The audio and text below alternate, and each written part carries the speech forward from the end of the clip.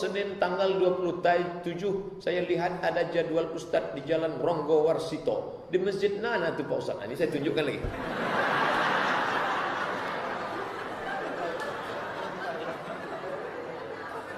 Dari Arifin Ahmad, terus Sudirman, nanti sampai flyover sebelum Ar-Rahman, belok ke kanan, masuk Patimura. Selesai Patimura, terus setelah sekolah polisi, belok ke kiri, jumpa lampu merah Ronggo Warsito, belok ke kanan. Sebelum rumah sakit Lancang Kuning, ada masjid putih sebelah kiri. Di depan rumah dinas Pak Ayat Cahyadi. Berhentilah situ. Tempat parkirnya carilah sendiri.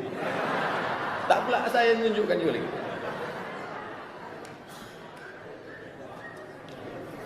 Acara kita ini sampai jam berapa?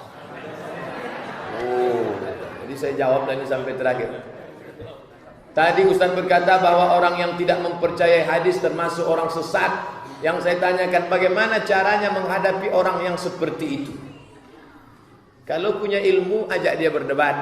Kalau tak punya ilmu, laporkan dia ke Komisi Fatwa. Nanti Komisi Fatwa memanggil dia. Habis itu dia hanya bisa dinasehati. Karena kita tidak macam Umar bin Khattab. Kalau pada masa Umar bin Khattab dicabut pedang. Tanya, ente tak percaya sama hadis? Enggak, tobat 3 hari. Panggil dia hari ini, hari Ahad, Senin, Selasa, Rabu. Rabu pagi tanya, percaya enggak? Enggak. Kita sekarang tak ada hukum pancung. Kenapa? Karena hukum pancung itu katanya bertentangan dengan human right, hak asasi manusia. Maka kita hanya bisa nasihati dia. Janganlah kau begini, janganlah kau begini, janganlah kau begini. Titik. Lebih daripada itu kita tak punya kuasa. Bagaimana hukumnya orang yang beriman ketika sedang kita sholat sunnah? Kita sedang sholat, datang orang menepuk bahu kita. Kita sedang sholat tahiyatul masjid, Allahu Akbar. Di masjid mau musafir keluar kota, datang orang menepuk bahu kita, maka kita kuatkan takbir kita. Allahu Akbar. Sami Allahu liman hamidah. Salat kita sah, salat dia pun sah berjamaah menurut mazhab Syafi'i saja. Hanafi, Maliki, Hambali tak ada istilah tepuk bahu. Saya 2 tahun tinggal di Maroko, tak ada orang Maroko pernah nepuk bahu saya.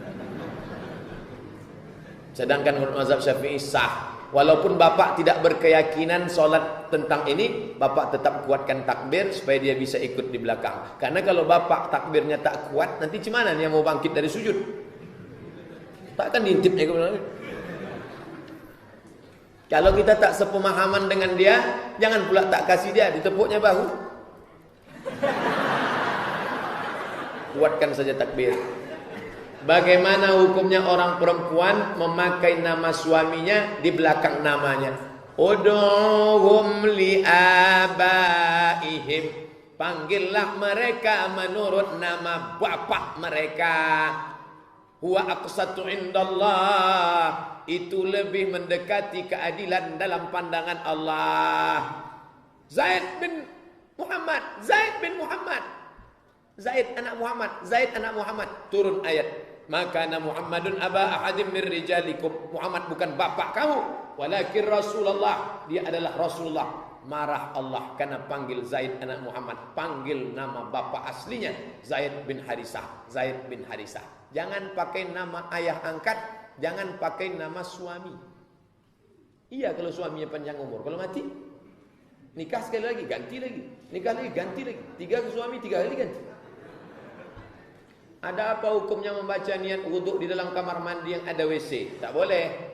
Bismillahirrahmanirrahim. Nawaitu rab'al hadasil asghari listibahati sholati fardu alayya lillahi ta'ala. Nabi tidak menjawab salam ketika dalam WC.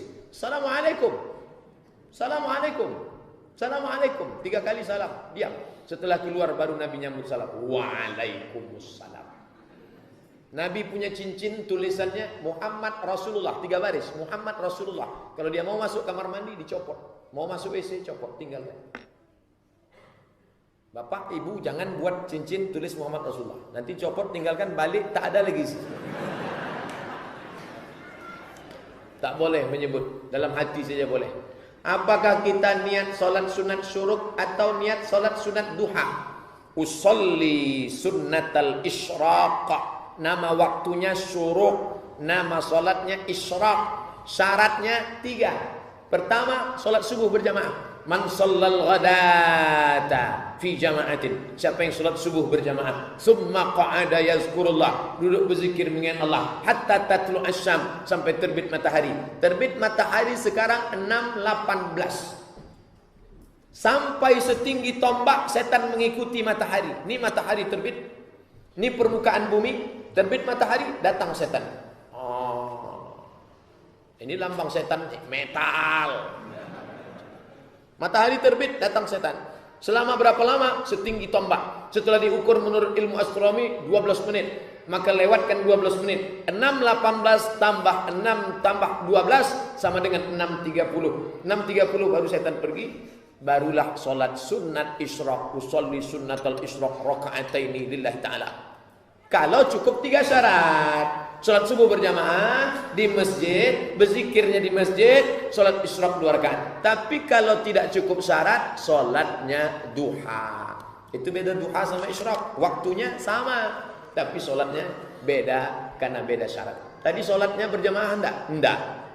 Jam 6.30 mau berangkat ke kantor. Kantornya di Pelalawan. Salat apa? Salat duha, bukan salat isyraq.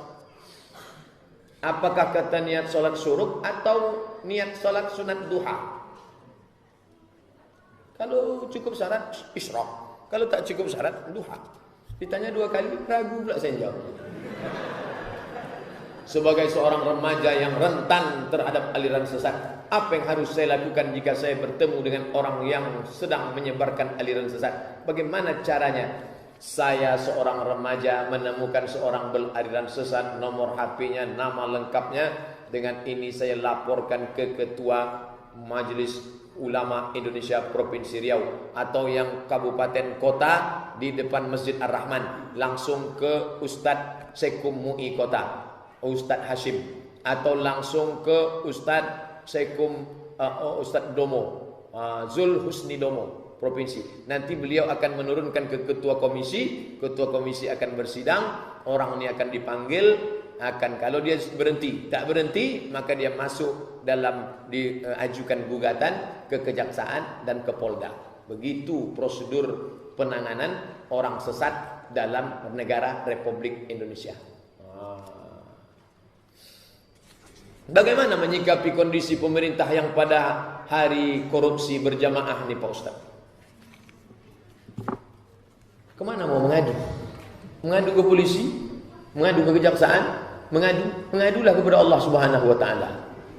Allahumma dafa'an al-ghala wal waba wal fahsya wal riba wal fasad. Jauhkan negeri ini dari riba, dari narkoba, dari zina. Ibu-ibu, gimana cara ibu? Saya kan perempuan, ibu rumah tangga. Anak itu dinasihati, duduk. Anakku 9 bulan 10 hari kau kekandung, aku tak ingin mengandung calon koruptor.